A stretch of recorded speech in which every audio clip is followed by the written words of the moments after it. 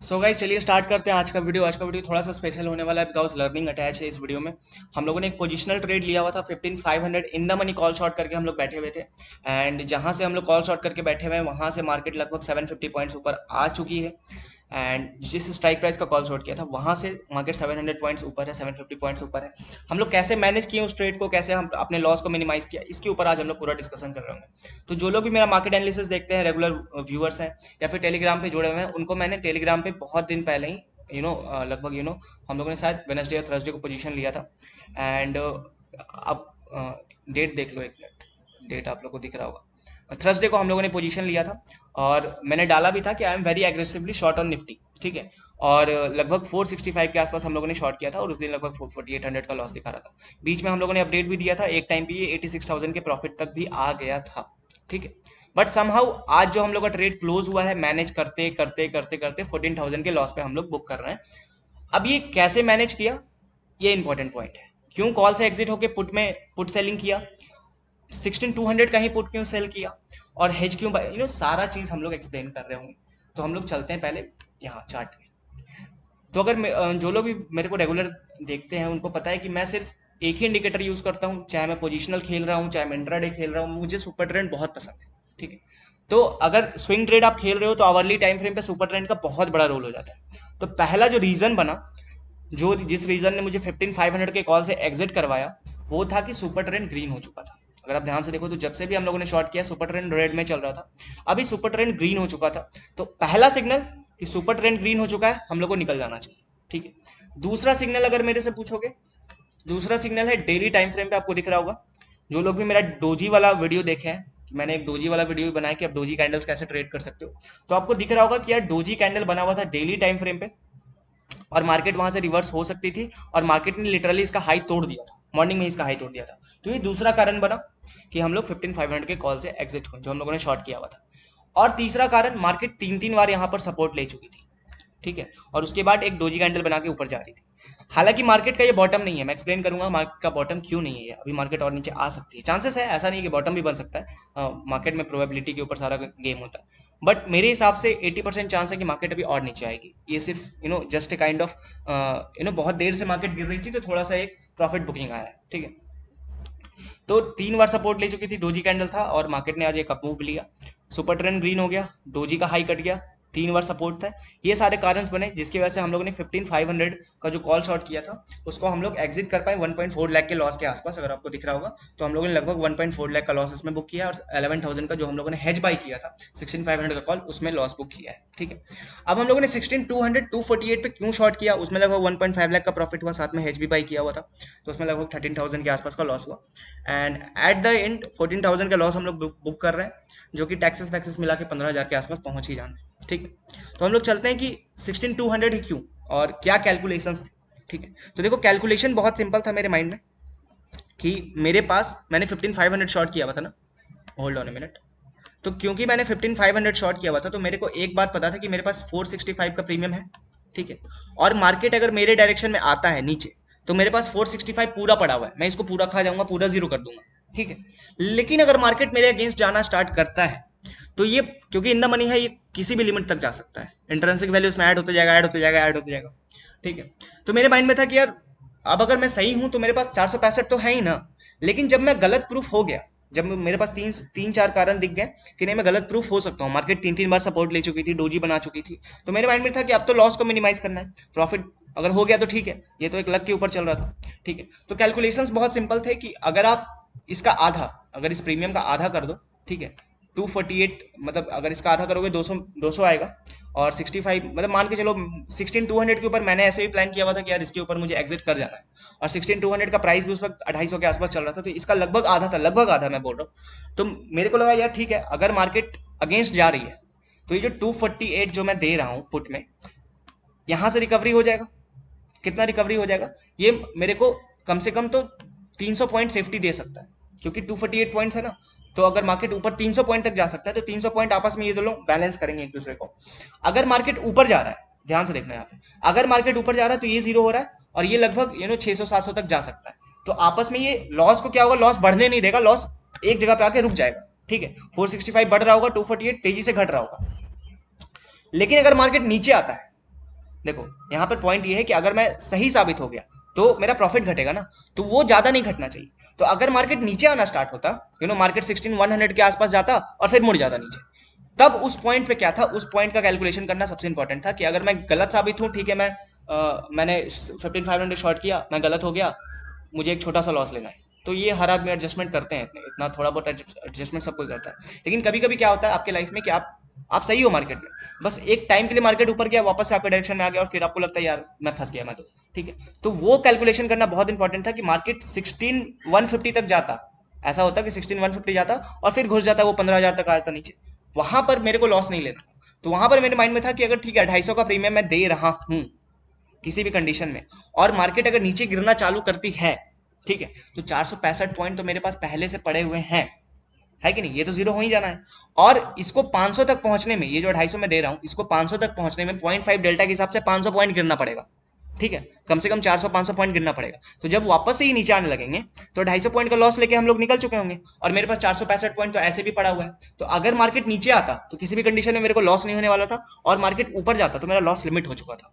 तो एक तरह से मैंने परफेक्ट कैलकुलेशन के हिसाब से अपने लॉस को लिमिट करने के लिए पोजीशन लिया था, जो कि लॉस ही लिमिट हुआ, अगर नीचे आता तो ही प्रॉफिट होता। लेकिन मार्केट ने आज इतना हायर क्लोजिंग दिया कि at the end of the day मुझे पोजीशन काटना पड़ा, और मैं होल्ड करने की कैपेसिटी में था भी नहीं, क्योंकि कल तो गैप अप होना है। जिस तरह का क्लोजिंग है, मार्केट पक्का गैप अप हो रही है, उसके बाद पता नहीं क्या करेगी, फिर मुझे कोई रिस्की बेट नहीं लेना है। तो कैलकुलेशंस थोड़े से आपको पेचीदे लगे होंगे कि ये कैसा कैलकुलेशन है कुछ भी, बट हाँ उस टाइम मेरे को भी समझ में नहीं आ रहा था कि मैं क्या करूँ, क्योंकि जब आप ट्रेड में होते हो, पोजीशन मैनेज कर रहे होते हो, तो आपका माइंड क्या सोच रहा होता है वो एक्सप्लेन करना इट्स नेक्स्ट टू इम्पॉसिबल, ठीक है। उस वक्त कैसे डिसीजंस ले रहे होते हैं, तो माइंड में ऐसा ही कुछ कैलकुलेशन चल रहा था कि ठीक है यार, अगर मार्केट मेरे फेवर में आता है तो 200-300 पॉइंट कमा लूंगा, अगर अगेंस्ट जाता है तो लॉस को कम से कम लिमिट कर पाऊंगा।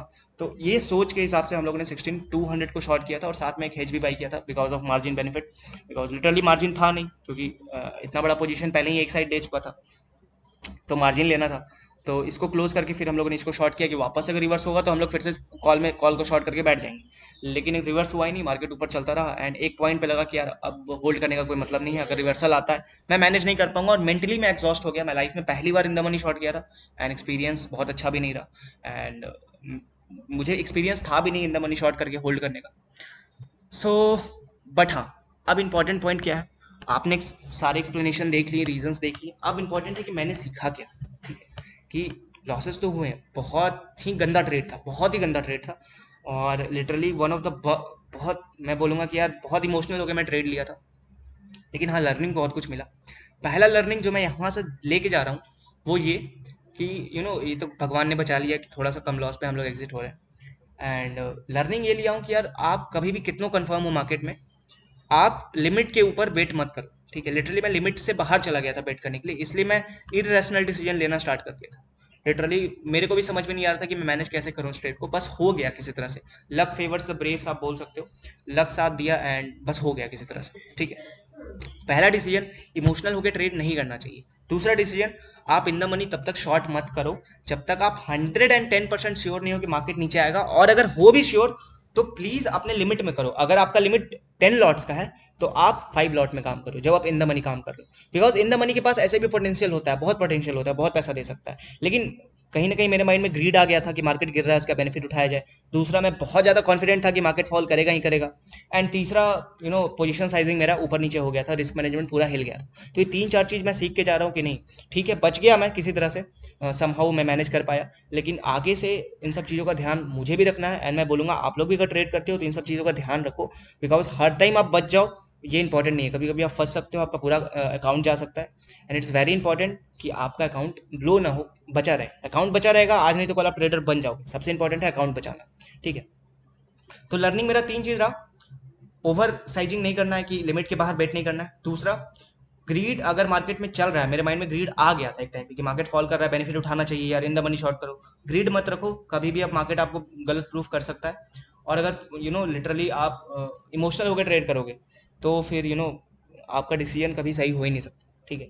लगभग हम लोग 1 लाख टच कर दिए थे, 2 लाख 1.23 लाख के आसपास चले गए थे, फिर भी हम लोग एग्जिट नहीं किए इस ट्रेड से, जबकि एक डिसेंट प्रॉफिट था मेरे लिए भी, वो 1 लाख का प्रॉफिट भी बहुत बड़ा प्रॉफिट है, ठीक है। बट वो ग्रीड था कि नहीं मुझे 4 लाख तक इसको लेके जाना है या 5 लाख तक लेके जाना है, उसकी वजह से हम लोग आज वापस लॉस में आ गए।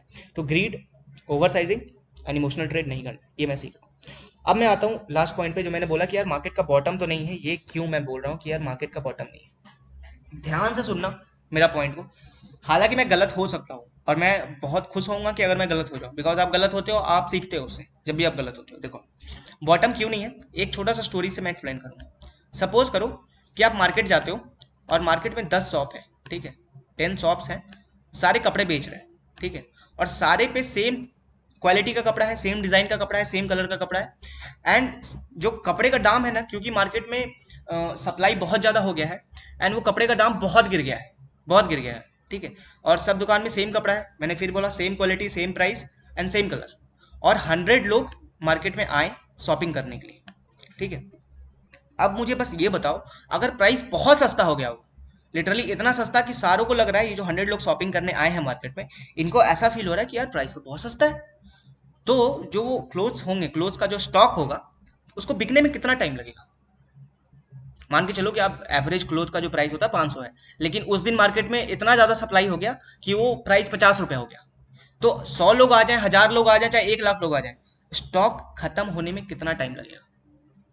लिटरली वो स्टॉक 5 मिनट में खत्म हो जाएगा, 5 मिनट में बिक जाएगा, क्योंकि बहुत सस्ता होगा ना, ठीक है। उसी तरह से जब बहुत महंगा हो जाएगा तो बिकेगा नहीं, वो प्राइस उसको ड्रॉप करना पड़ेगा, क्योंकि आप बहुत महंगा कर दोगे बिकेगा ही नहीं।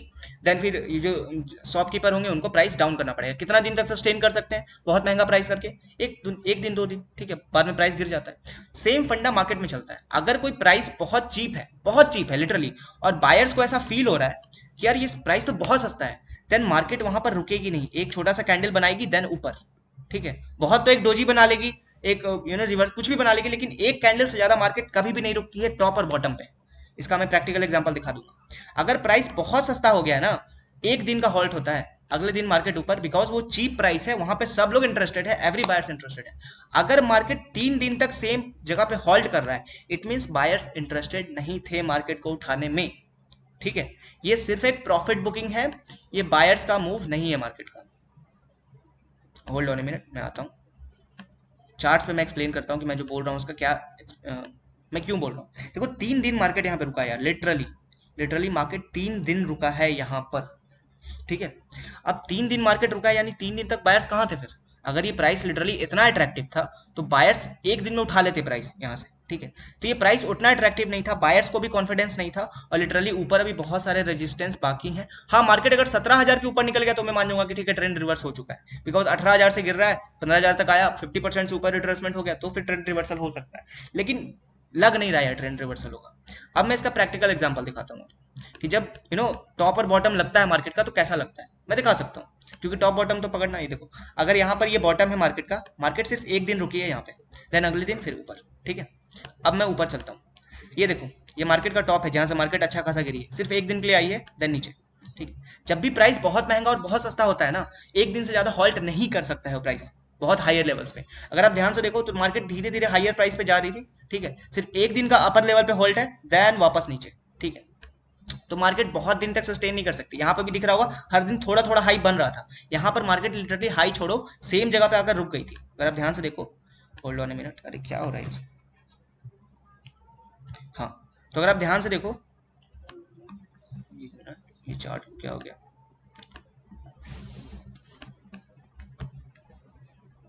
सॉरी सॉरी सॉरी,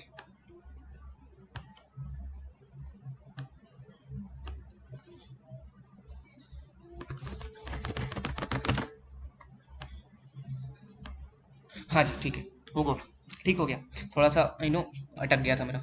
तो अगर आप ध्यान से देखो तो यहाँ पर मार्केट 3 दिन तक हॉल्ट की है, लगभग 3 डेज हॉल्ट की है सेम लेवल पे, ठीक है। इट मीन्स ये प्राइस उतना अट्रैक्टिव नहीं है। मैं और एग्जांपल दिखा सकता हूँ, आप ध्यान से देखो, ये बॉटम है मार्केट का, सिर्फ आई छुई देन गई, ठीक है। यहाँ से मार्केट फिर एक अच्छा मूव ली है, फिर ये देखो ये टॉप है जी मार्केट का, एक टॉप ये भी है, यहाँ से देखो मार्केट एक दिन के लिए हॉल्ट की देन वापस नीचे, ठीक है। तो जहां पर टॉप और बॉटम लगते हैं वहां पर मार्केट बहुत दिन तक हॉल्ट नहीं कर सकती है। अगर मार्केट खड़ी है तो वो टॉप या बॉटम नहीं है। ये एक थ्योरी है, मैं नहीं बोलूंगा कि एकदम ऐसा ही होगा, मार्केट में गलत हो सकता है ये, लेकिन एक थ्योरी है जिसके बिहाफ पे आप थोड़ा बहुत डिसीजन ले सकते हो। अगर मार्केट लिटरली यहाँ पे 3 दिन रुकी है ना, तो यार मुझे नहीं लगता कि ये बॉटम है अभी मार्केट का, मार्केट को और नीचे आना है। कुछ कारण बस आ गई होगी ऊपर, या फिर प्रॉफिट बुकिंग हुआ होगा, कुछ हुआ होगा जिसकी वजह से आ गई होगी। मार्केट अभी और नीचे जा सकती है, मुझे भी ऐसा फील होता है। तो ये कुछ लॉजिकल एक्सप्लेनेशन थे। कमेंट करके बताना कैसा लगा, एडजस्टमेंट वाला आइडिया, मतलब जो मैंने एडजस्टमेंट किया वो कैसा लगा?